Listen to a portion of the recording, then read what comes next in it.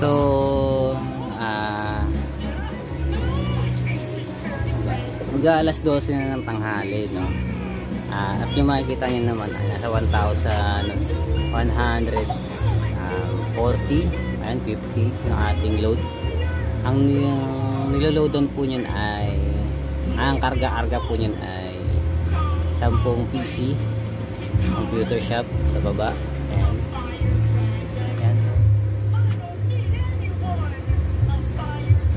26.7, nahirapan siya magkarga kasi 3 pieces lang yung 550 watt panel natin. Ayan. Tapos yung gentile natin na 4 pieces. Ayan. Naka 2S 2P siya. 24 volts to 24 volt setup. Ayan. PCN natin naka-off.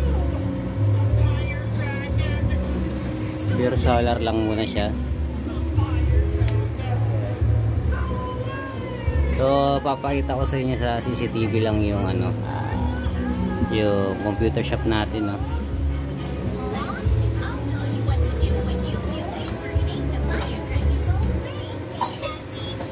So hindi naman siya continuous na ganyan yung takbo niya. Kasi ang iba diyan na load dito sa bahay.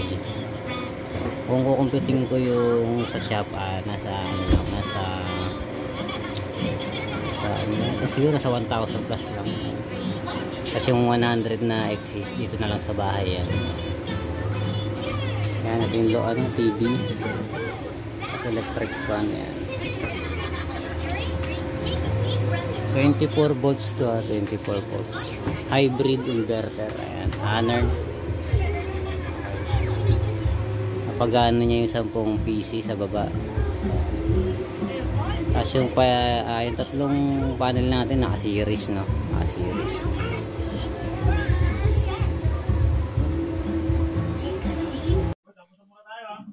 Todo mo na yan, ano namin? Diba? Tangin naman kung di mo binigay yung board yan.